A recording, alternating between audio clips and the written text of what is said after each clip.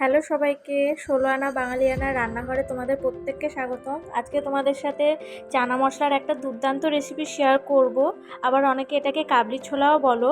এত সহজ পদ্ধতিতে আর এত তাড়াতাড়ি এত দুর্দান্ত একটা রেসিপি তৈরি হয়ে যায়, তোমরা একবার এটাকে অবশ্যই বানিয়ে দেখো।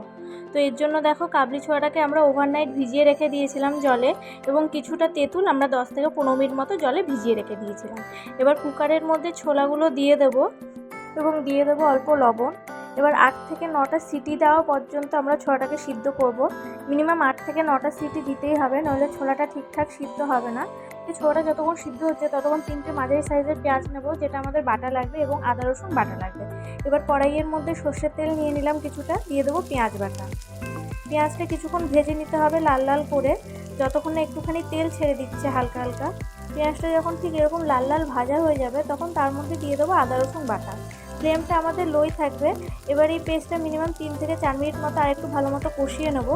দিয়ে এর মধ্যে দিয়ে দেবো একে একে মশলাগুলো। দিয়ে দেবো অল্প একটু হলুদ গুঁড়ো, দিয়ে দেবো সামান্য একটু লঙ্কা গুঁড়ো, দিয়ে ভালো মতো এটাকে মিশিয়ে নেবো কিছুটা।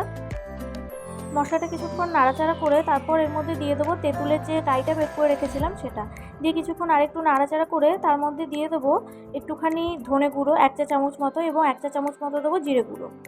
দিয়ে দেবো কিছুটা কাশ্মীরি গুঁড়ো লঙ্কা। দিয়ে মশলাটা কিছুক্ষণ কষিয়ে নেব। এবার যে তেঁতুল জলটা আমরা দিয়েছিলাম, সেই তেঁতুলটার মধ্যে আরেকটু জল মিশিয়ে দিয়ে দেবো এর মধ্যে, দিয়ে মশলাটা আরও কিছুক্ষণ কষিয়ে নেব। ফ্লেম কিন্তু আমাদের মিডিয়াম কি লো থাকবে, ফ্লেম আমরা হাই করব না, তাহলে মশলাটা কিন্তু পুড়ে যাবে। এই পর্যায়ে মশলাটা যখন আরও কিছুটা কষে যাবে, এরকম তেল ছেড়ে দেবে, তখন এর মধ্যে দিয়ে দেবো একটু ম্যাগি মশলা এবং সামান্য একটু গরম মশলার গুঁড়ো। দিয়ে মশলাটা আরও কিছুক্ষণ নাড়িয়ে চাড়িয়ে নেব। এদিকে ছোলাটা আমাদের একদম পারফেক্ট সিদ্ধ হয়ে গেছে। এবার এই ছোলাটা আমরা এই কষিয়ে রাখা মশলার মধ্যে দিয়ে দেবো।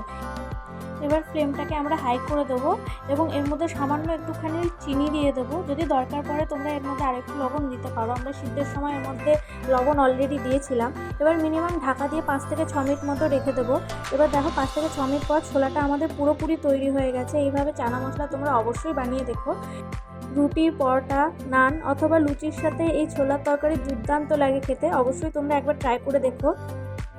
ভালো লাগলে অবশ্যই পাশে থেকো, চ্যানেলটা সাবস্ক্রাইব করে দিও এবং একটা লাইক করে দিও। দেখা হচ্ছে পরের আরেকটা নতুন রান্নার রেসিপি নিয়ে। এখন আপাতত টাটা।